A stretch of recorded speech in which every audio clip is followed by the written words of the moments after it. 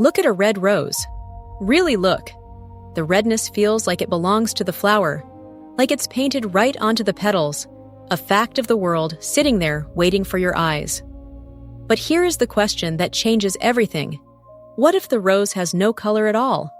What if color doesn't exist anywhere in the physical universe, and only erupts into existence inside your mind? The world, it turns out, is colorless, and we can prove it. Let's start with what light actually is. When you look at anything, a rose, a traffic light, the blue sky, what reaches your eye is not color, it's electromagnetic radiation. Light is a wave of oscillating electric and magnetic fields, rippling outward through space at 300 million meters per second.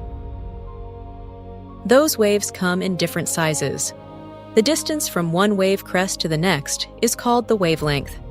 The full range of possible wavelengths is called the electromagnetic spectrum, and it is enormous, stretching from radio waves hundreds of meters long all the way down to gamma rays smaller than an atomic nucleus.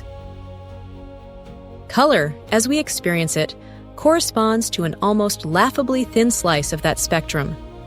Wavelengths between roughly 380 and 700 nanometers. A nanometer is 1/1,000,000th of a meter. The entire visible band, every red, orange, yellow, green, blue, and violet you have ever seen, fits inside a gap of just 320 billionths of a meter. Outside that sliver, the universe is full of radiation you will never see. Radio waves passing through your body right now, infrared heat radiating from your skin, ultraviolet light pouring from the sun. All invisible, all real. The universe is saturated with energy your eyes cannot touch. Now zoom in on that rose. At the atomic level, the red petals are a lattice of molecules, pigment molecules called anthocyanins, and those molecules are doing something remarkable. When photons of sunlight strike the surface, the electrons in those molecules absorb certain wavelengths of light and reflect others. The anthocyanin molecules in a red rose absorb most of the blue and green wavelengths. Their electrons swallow that energy and re-emit it as heat. But photons with wavelengths around 700 nanometers don't match the resonant energy levels of those electrons. So they bounce back. The rose is not red. It is a molecular filter that rejects 700 nanometer photons. Those reflected photons travel from the rose to your eye. Tiny packets of electromagnetic energy carrying one piece of information, their wavelength. They pass through the cornea, through the lens, and land on the retina at the back of your eye. The photon carries no color, just a frequency, just a number. The retina is a curved sheet of photoreceptor cells, and buried among them are 3 types of specialized cells called cone cells. Each type responds to a different range of wavelengths. S cones respond most strongly to short wavelengths around 420 nanometers, what we call blue. M cones peak around 530 nanometers, green. L cones peak around 560 to 700 nanometers, red and orange. When a 700 nanometer photon from the rose strikes an L cone, the photon's energy triggers a cascade of chemistry inside the cell. A molecule called photopsin changes shape, a chain of molecular signals fires, and the cone sends an electrical pulse down the optic nerve. That pulse carries no color. It is just a voltage spike, a number.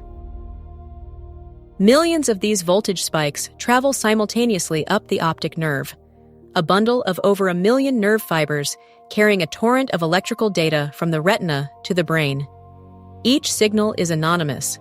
Each is just a number representing how strongly one cone was activated. There is no color in this river of electricity, not yet. Your brain receives millions of these signals simultaneously, a torrent of numbers from millions of cone cells, and then it does something extraordinary. It compares them. The ratio of activation between your L, M, and S cones is what your visual cortex uses to construct the experience of color. When L cones fire strongly and M and S cones are relatively quiet, your brain generates a specific perceptual experience. And that experience, that vivid, immediate, seemingly self-evident quality of redness, is constructed entirely inside your visual cortex. It has no counterpart in the rose. It has no counterpart in the photon. It lives only in you. Here is the worked example that makes this concrete. You have only 3 types of cone cells, 3 channels of input. From those 3 numbers, your brain interpolates an entire world of millions of distinguishable colors. The average human eye can distinguish roughly 10 million different colors, all derived from the ratio of 3 signals. Color is not recorded, it is inferred. It is your brain's best creative guess about what wavelengths are out there. The proof is in what happens when the system breaks down. About 8% of men are red-green colorblind.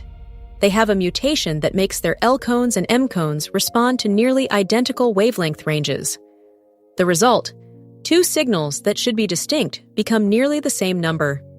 The brain can't separate them. Red and green collapse into a single muddy category. Not because red and green changed in the world, but because the decoder changed. And if 3 cone types seem like a lot, consider the mantis shrimp. This creature has 16 types of photoreceptors, 16 channels of wavelength input compared to our 3. Does it experience a richer color world? Strangely, research suggests it may not. It seems to identify colors by matching wavelengths to individual receptors rather than comparing ratios. More sensors, but a different, and possibly simpler, internal experience. The hardware doesn't determine the richness, the software does.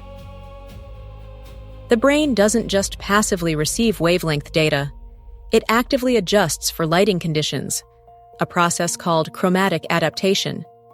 Your visual cortex is constantly asking, what kind of light is illuminating this scene? And it subtracts that assumed light source from the raw signal. This is why the same surface can appear completely different colors to different people, and why, in 2015, a photograph of one dress divided the entire internet. Some people saw blue and black, others saw white and gold. The same photons, hitting different brains with different lighting assumptions, produced entirely different color experiences. And now the twist that should genuinely unsettle you. When you look at a red rose and I look at a red rose, we both say red. We have learned to agree on the word. But your internal experience, the actual felt quality of that redness, what philosophers call the qualia, may be completely different from mine. There is no experiment that can reach inside your subjective experience and compare it to mine. Your red might look to you the way my green looks to me. We would never know. We both learned to call it red. Step back further. Before life evolved eyes, before any nervous system existed to process wavelengths, the universe was filled with electromagnetic radiation, but there was no color anywhere. Not because color was hidden, but because color requires a mind to exist. The sun has been radiating 700 nanometer photons for 5 billion years. For most of that time, there was no red. There was only a wavelength, traveling through empty space, waiting for something to decode it. The color is not in the rose. The color is not in the light. The color is a story your brain tells, a vivid, beautiful, utterly private fiction that your visual cortex generates from a stream of anonymous electrical signals. The universe, left to itself, is a silent landscape of wavelengths, dark, colorless, humming with energy that no one has yet named. And then a mind opens its eyes, and the world blazes into color. All of it.